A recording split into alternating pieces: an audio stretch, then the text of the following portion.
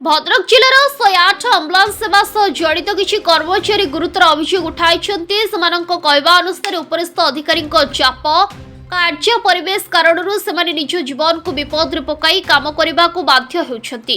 कर्मचारी अभियोग अनुसार जरूरी सेवा जोगाइबा समय अत्यधिक चाप, दीर्घ समय धरी ड्यूटी, पर्याप्त विश्राम अभाव, विभिन्न प्रशासनिक चाप जोगु सेमानक सुरक्षा स्वास्थ्य प्रभावित होउछि।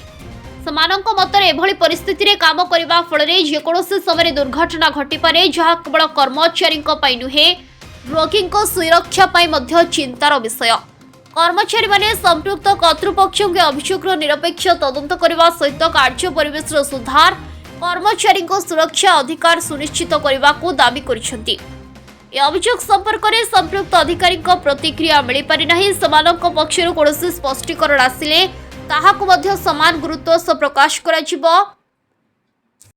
मो ना सौम्यरंजन पाढ़ी, मु एमरी ग्रीन 108 आम्बुलांस सेवा एमरजेंसी मेडिकल टेक्नीशियन भाव में नियुक्ति करछि।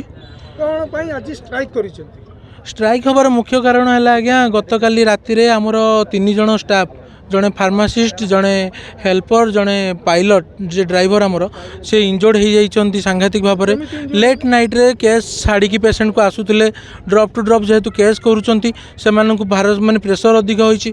पायलट जे से भी भूक रे खाई नथिले भी राति रे ठीक से माने केस बाबद रे से माने हैरान है जो जोर से आसीचंती शीघ्र पहुँचापी अलग पेसेंट नापी कि कौन से समय सर एक्सीडेंट घटी जाइए।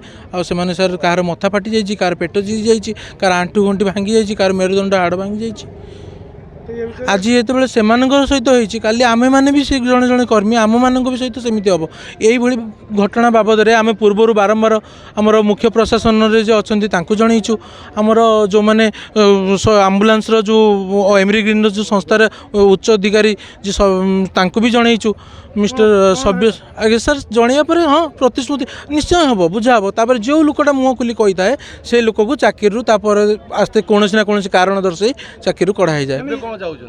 एबे आम ये चाहूँ कि श्रम आईन अनुसार जो समयटा निर्धारित होती 8 घंटा से 8 घंटे काम कले अलग पिला भी किसी निजुक्ति ओडिशार पाइपर ता सहित सठिक भाव में काम परिचालन हो पार आ कहार जीवन प्रति विपद आसबनी।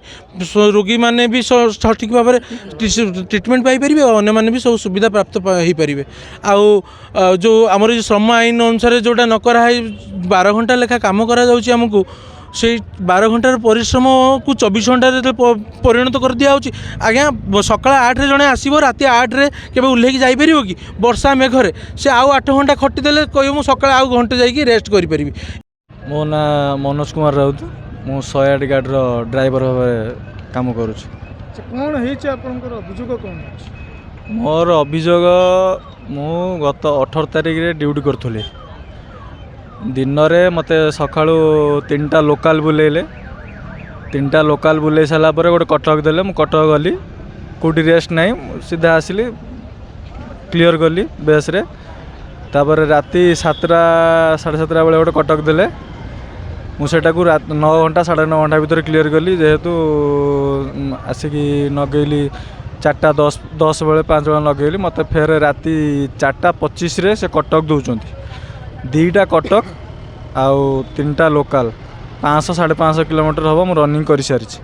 गोटे ड्राइवर एति 500-550 किलोमीटर रनिंग कर सारा पर तार कौन पेसेंस थी फेर से कटक जावाई तो मु भी गोटे मनीष।